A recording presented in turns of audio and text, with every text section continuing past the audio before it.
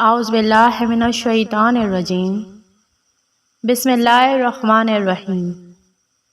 شروع کرتی ہوں اللہ پاک کے بابرکت نام سے جو بڑا مہربان نہایت رحم والا ہے۔ جب سے دنیا قائم ہوئی، حضرت آدم علیہ السلام کی نسل بڑھتی اور پھلتی گئی۔ انسان دو حصوں میں تقسیم ہو گیا، کسی نے نیکی کی راہ اختیار کی تو کسی نے بدی کا راستہ اپنایا۔ جس نے نیکی اختیار کی وہ صراط مستقیم پر رہا، اور جس نے بدی کا راستہ اختیار کیا وہ اللہ کے غضب میں آ گیا۔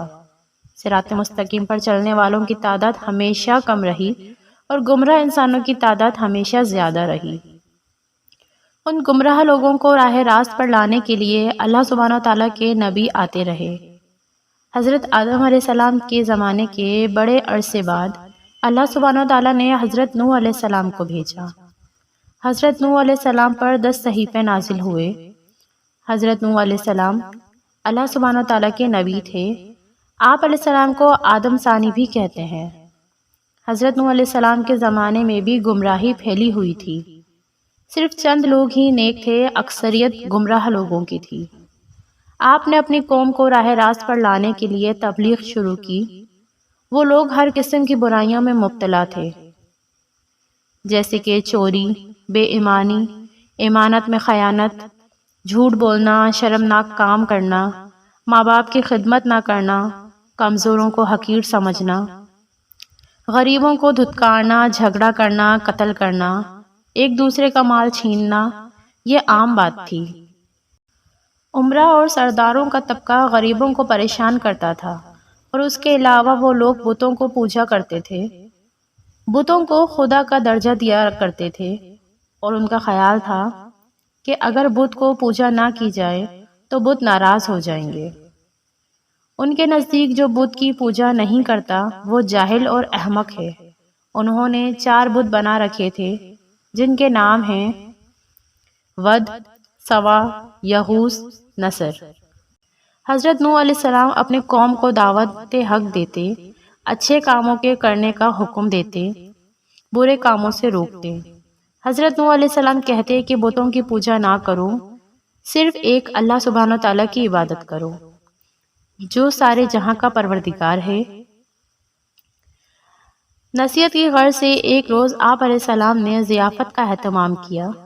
ضیافت میں ہر حیثیت اور طبقے کے لوگ شریک تھے۔ آنے والے مہمانوں میں سے غریب بھی تھے، امیر اور سردار بھی تھے۔ صاحب حیثیت اور سردار غریبوں کے ساتھ اٹھنا بیٹھنا پسند نہیں کرتے تھے، انہیں حقارت کی نظر سے دیکھتے تھے، نفرت کرتے تھے، لیکن حضرت نوح علیہ السلام نے سب کو یکجا کر دیا۔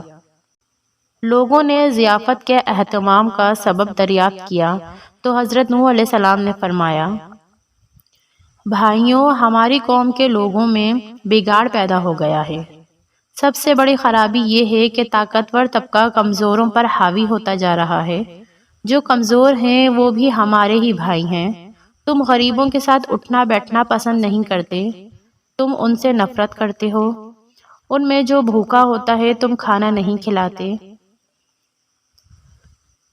اگر کوئی پیاسا ہو تم سے پانی مانگتا ہے تو تم اسے پانی نہیں پلاتے۔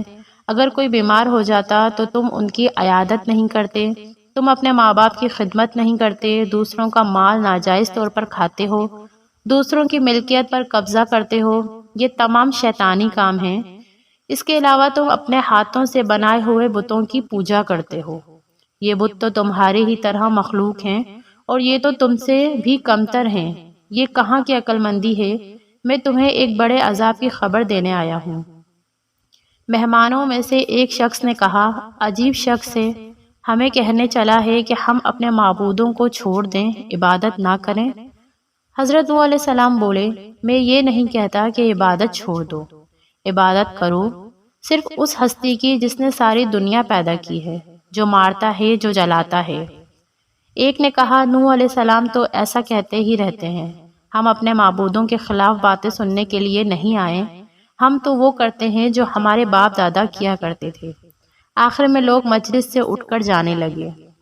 ایک مرتبہ حضرت نوح علیہ السلام ایک راستے سے گزر رہے تھے کہ ایک بوڑھا نظر آیا۔ وہ بہت لاغر تھا، چلنے کی تاب نہیں تھی۔ حضرت نوح علیہ السلام نے دریافت کیا، کیا تم اس حال میں راستے میں کیوں پڑے ہو؟ کہا، کیا تمہارا کوئی گھر نہیں؟ بوڑھے نے جواب دیا کہ میرے 7 بیٹے ہیں، انہوں نے بڑھاپے کے سبب مجھے گھر سے نکال دیا ہے، میرے پاس کھانے کے لیے کچھ بھی نہیں ہے۔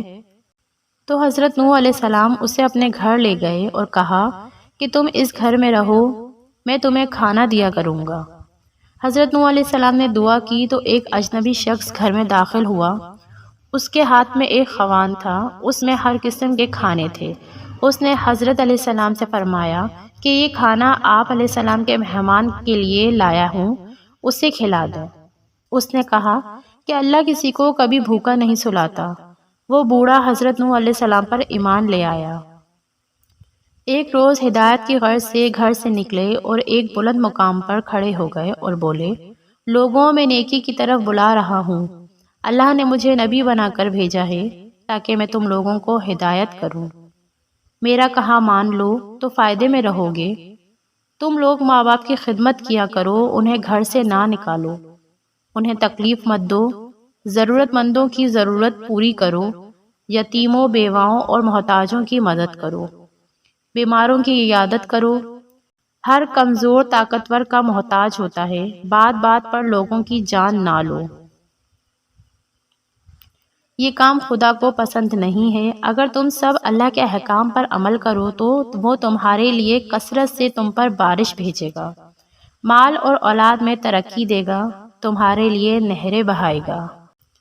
حضرت نوح علیہ السلام ہر ایک شخص کے پاس جا کر ہدایت کرتے، کبھی اجتماع سے بھی خطاب کرتے۔ ایک مرتبہ ایسا بھی ہوا کہ حضرت نوح علیہ السلام ایک راستے سے گزر رہے تھے تو کچھ لوگوں نے آپ علیہ السلام کا راستہ روکا اور مارنے کے در پر ہو گئے۔ کچھ لوگوں نے پتھر بھی برسائے۔ ایک شخص آگے آیا، لوگوں سے کہا کہ تم اسے کیوں مارتے ہو؟ اس نے تمہارا کیا نقصان کیا ہے؟ تو لوگوں نے کہا کہ یہ ہمارے بتوں کے خلاف باتیں کرتا ہے جبکہ ہم عبادت کرتے ہیں۔ ایک اور شخص نے کہا کہ یہ کہتا ہے کہ میں نبی ہوں، اللہ نے مجھے نبی بنا کر بھیجا ہے۔ یہ تو ہم ہی جیسا انسان ہے، یہ کھاتا ہے، پیتا ہے، کام کرتا ہے، اس کے پاس دولت بھی نہیں ہے۔ خدا کو اگر نبی بنانا ہوتا تو کسی سردار اور امیر آدمی کو بناتا۔ حضرت نوح علیہ السلام نے جواب دیا، میرے رسول ہونے کا سب سے بڑا ثبوت یہ ہے کہ میں تمہارے معاشرے کا فرد ہوں، لیکن اس کے باوجود میں تمہارے طرح بے جان بتوں کو نہیں پوچھتا۔ دوسرا بڑا ثبوت یہ ہے کہ میں تم لوگوں کو نصیحت کر رہا ہوں، لیکن اس کا کوئی معاوضہ تم سے طلب نہیں کرتا، میرا اجر تو اللہ کے ذمے ہے۔ میں تو یہ کہتا ہوں کہ کسی پر ظلم نہ کرو، میں تو تم سب کو نیکی اور بھلائی کی طرف بلا رہا ہوں، میں تمہارا خیر خواہ ہوں۔ ان میں سے ایک نے کہا، نوح بادشاہ یا سردار بننا چاہتا ہے تاکہ اس کی عزت ہو۔ حضرت نوح علیہ السلام نے فرمایا، تمہاری عقلوں کو کیا ہو گیا ہے کہ پتھروں کو پوچھ رہے ہو؟ اے قوم، اللہ کی عبادت کرو، وہی عبادت کے لائق ہے، اللہ کے سوا کوئی معبود نہیں۔ جب تم اللہ پر ایمان لاؤ گے تو تم برائی سے دور رہو گے۔ نہ میں بادشاہ بننا چاہتا ہوں نہ سردار، میں تو صرف نیکی کی طرف بلا رہا ہوں۔ کیا تم نہیں دیکھتے کہ اللہ نے چاند اور سورج پیدا کیے، چلنے کے لیے فرش بنایا اور تمہیں نعمتیں دیں؟ حضرت نوح علیہ السلام نے جب یہ باتیں کہیں تو لوگوں نے کانوں میں انگلیاں ٹھوس لیں، ایک لفظ بھی سننے کے لیے تیار نہیں ہوئے۔ ایک موقع پر حضرت نوح علیہ السلام نے اپنی قوم سے فرمایا کہ اے نادانو، یہ کیوں نہیں سمجھتے ہو یہ دنیا تو ایک آزمائش کی جگہ ہے، تمہارے سامنے اچھائی اور برائی دونوں ہے۔ اے قوم، میں تم کو آنے والے دن سے ڈراتا ہوں، اس دن کوئی کسی کے کام نہیں آئے گا۔ دیکھو جو غریب ہیں، مجھ پر ایمان لائے ہیں لیکن تمہیں دولت کا غرور ہے۔ اے قوم، غریبوں کے ساتھ حسن سلوک سے پیش آؤ، ننگوں اور بھوکوں کا خیال رکھو۔ ان میں سے ایک سردار نے غرور اور تکبر سے کہا، فرض کرو کہ ہم تمہاری بات مان لیتے ہیں، کیا تم پر ایمان لا کر غریب اور ڈھونکے لوگوں کے ساتھ مل جائیں جو تمہارے ساتھ ایمان لائے ہیں؟ ایسا نہیں ہو سکتا۔ وہ آپ علیہ السلام کو ذلیل کرنے کی کوشش کرتے، مذاق اڑاتے۔ آوازیں کستے، منہ پھیر لیتے، گالیاں دیتے، مارنے کی کوشش کرتے، بلکہ ایک روز مارا پیٹا بھی تھا، لیکن آپ علیہ السلام نے صبر کا دامن ہاتھ سے نہ چھوڑا بلکہ اپنا کام جاری رکھا۔ حضرت نوح علیہ السلام کی بیوی اور حضرت نوح علیہ السلام کا بیٹا بھی منکرین اور کافروں میں سے تھا۔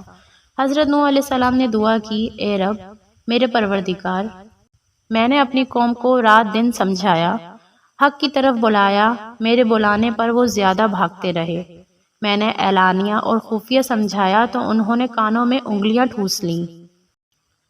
اللہ تعالیٰ نے حضرت نوح علیہ السلام کو وحی بھیجی کہ ایک کشتی بناؤ اور ظالموں کے بارے میں کچھ نہ بولو۔